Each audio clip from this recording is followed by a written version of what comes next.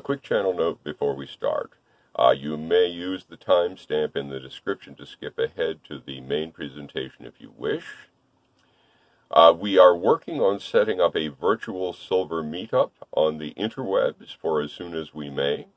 A double dozen people have expressed interest in participating, but most of those people have not yet followed up through contacting me to get the questionnaire that will give me the information so that Michael and I can make this happen. I am gathering that some of you are having difficulty finding the email address on the channel page.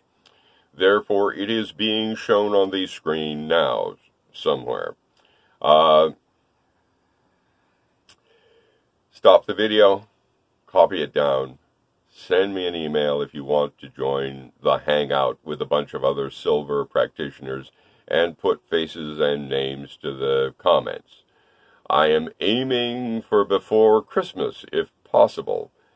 It should be fun.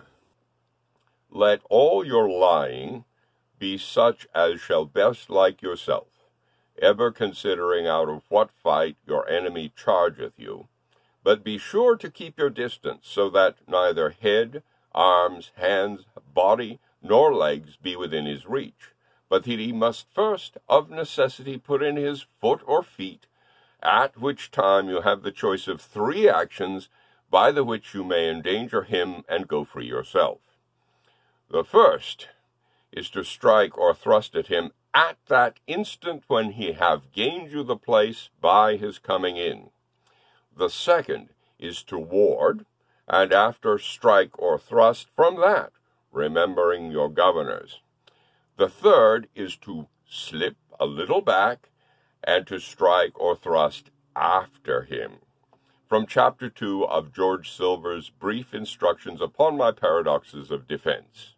Greetings, fencers of the interwebs. My name is William Kilmer, Bill or Will to most, and I fence at Worcester Historical Swordsmanship in Worcester, Massachusetts, in the United States. I have been a student of George Silver's system for something over 3 years. Do you have a moment to talk about the true fight of George Silver? Today we'll continue with the exercises in Chapter 4, Part 1 of Stephen Hand's book, English Swordsmanship, The True Fight of George Silver. Volume 1. If you are looking for an introduction to Silver's system or a curriculum for studying Silver, I have not seen anything better. Stephen Hand has changed his opinion on some few things, and I have some quibbles, but the basic resource here for learning or teaching Silver's true fight is golden. I am aware of no other single work available that is as usable or comprehensive. And I just found out that with the current exchange rate, you can get the digital copy for about $11 US, which is significantly less than the $100 I paid to get my hardback copy a couple of years ago. Link in the description. Before we go any further, I want to thank Chris Palagi, an instructor at Worcester Historical Swordsmanship, for helping out with the demonstrations in this episode. Chris is not a student of Silver, and so for him these exercises were all new. For a more comprehensive view of the earlier exercises in this section, see Episode 6A.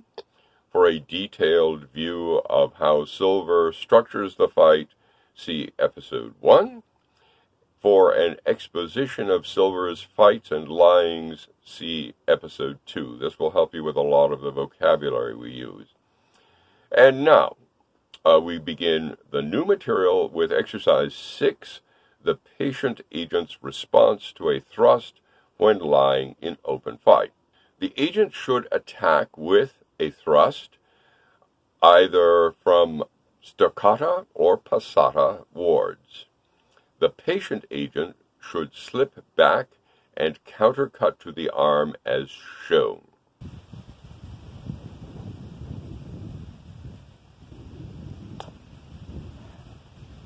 All right, I'm facing you out of the front and the back.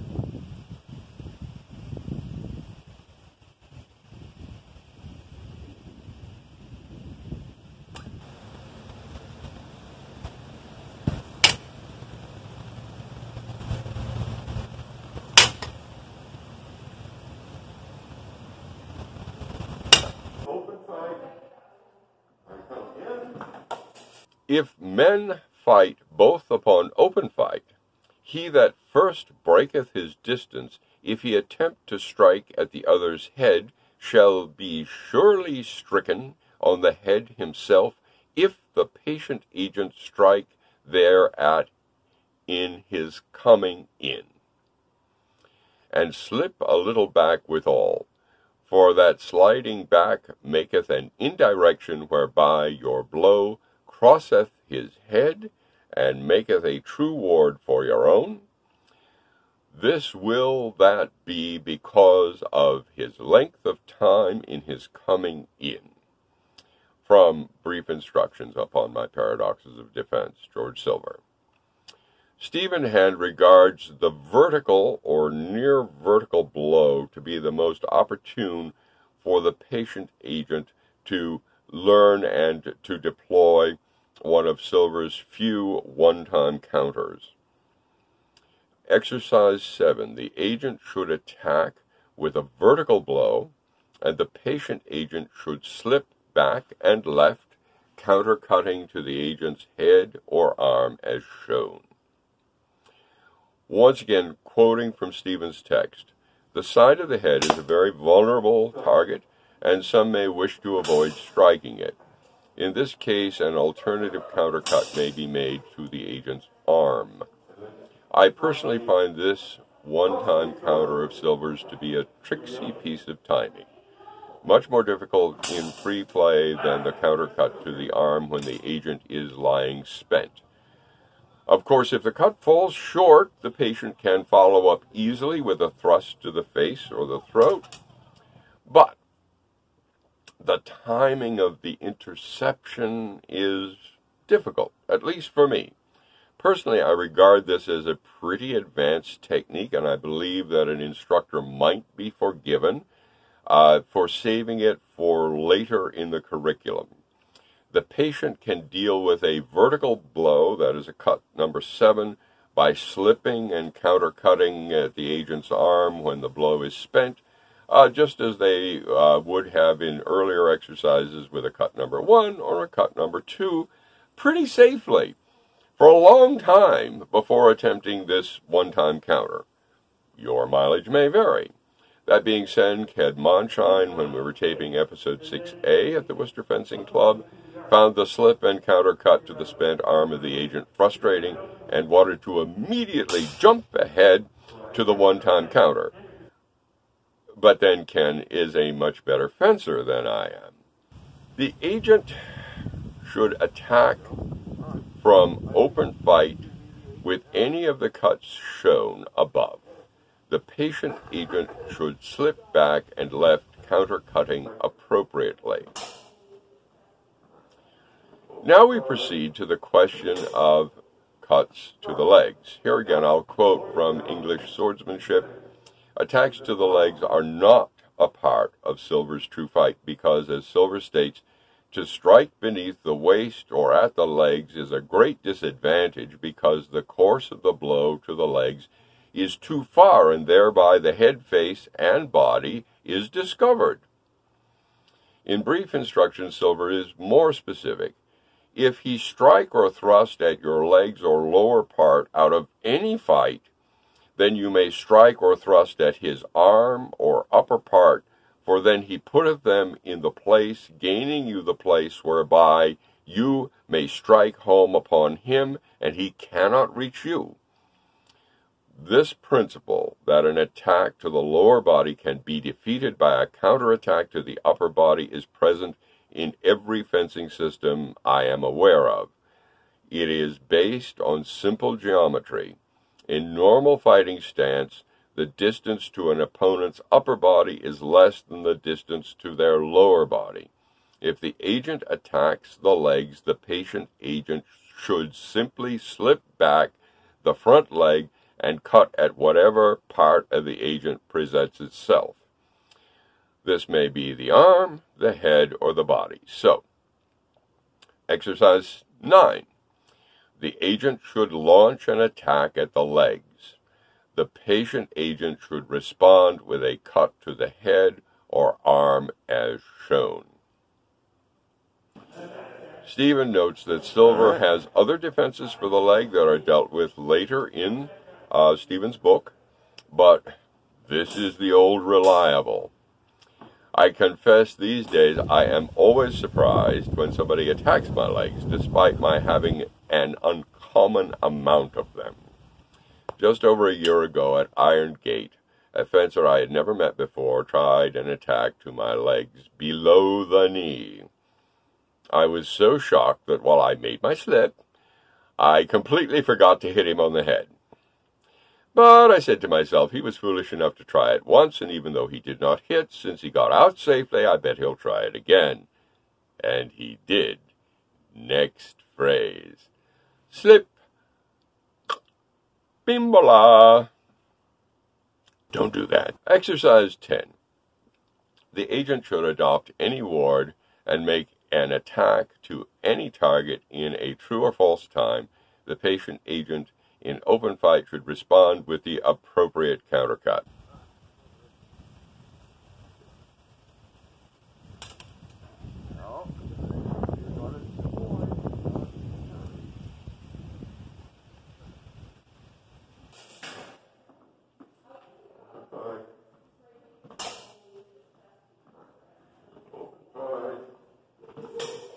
Now, let us, for the sake of completeness, look back at exercise number 1. The exercises we have looked at so far are, for the most part, silvers after. The patient slips the agent's attack and strikes the agent, most often on the sword arm, after the agent's blow or thrust is spent. We have just looked at 2 exercises where the patient's response could justly be called just. The one-time countercut responding to the agent's vertical cut, and the response to a cut to the leg with a slip and a cut to the head or body or arm. Exercise number 1 is different. Exercise number 1 is a before. I am including it for completeness so that we will have done the whole section of this chapter. But once again, I personally consider this to be an advanced technique that I would, were I teaching novices, reserve for a later time. I understand why Stephen Hand put it here. I think he wanted to keep all of the open fight defenses together, and that makes a certain sense.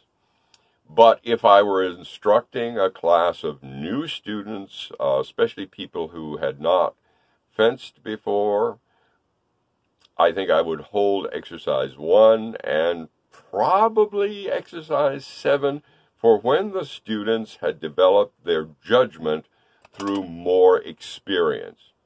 Now, I say this admittedly as someone who has tried a lot of befores that I shouldn't have, and collected an honor guard of double hits as a result. I would have been much safer and more likely of success if I had been more patient and attempted an after. The before to be successful requires that the agent commit the really egregious fault of attacking in a false time. Breaking my measure with some part of their body, usually the sword arm, exposed and allowing me a tempo to hit and get out before their attack lands.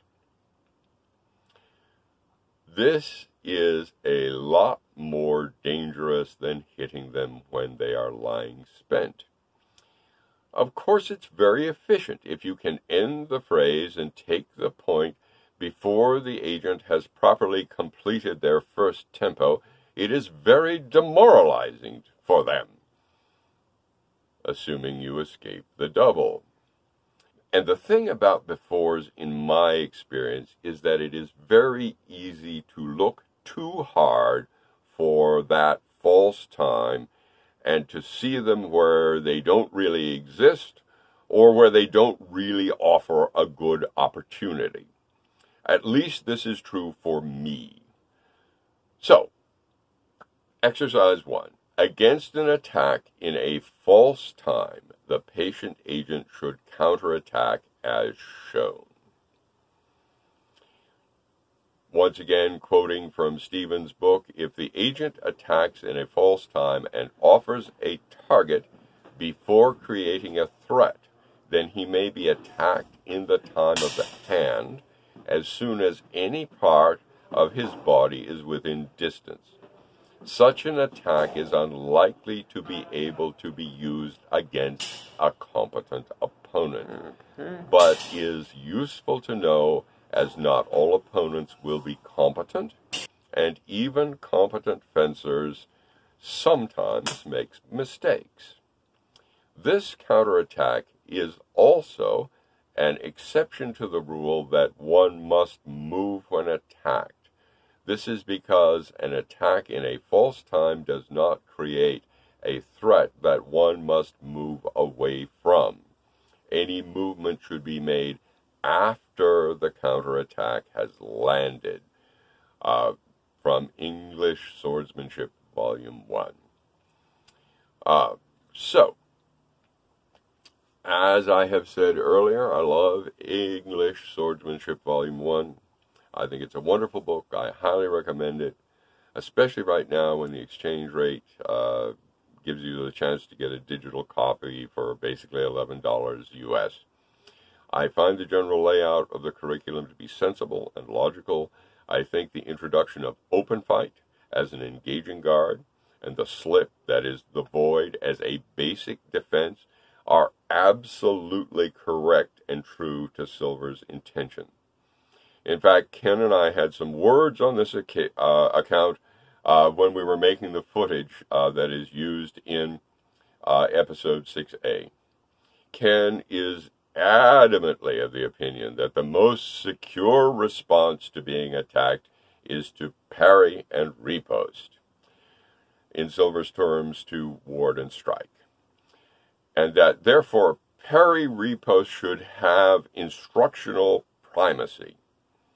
That only after the student has progressed well within the parry riposte frame should the concept of voiding out of attacks be introduced.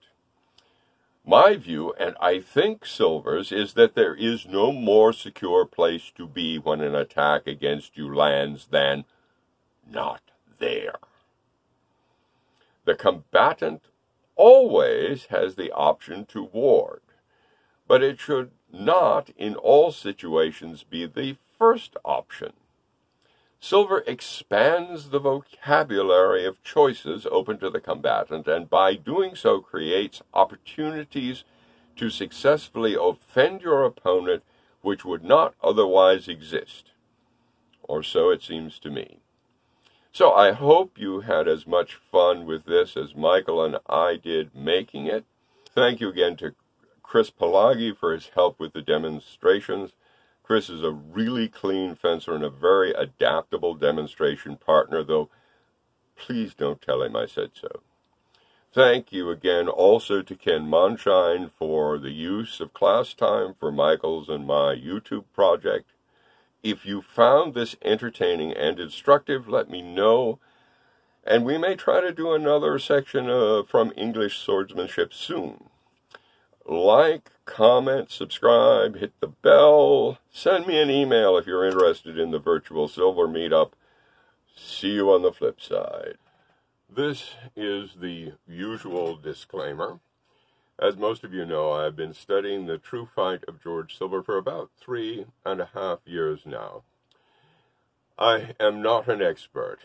I'm just a student trying to share the resources that I have found helpful and the conclusions that I have reached so far.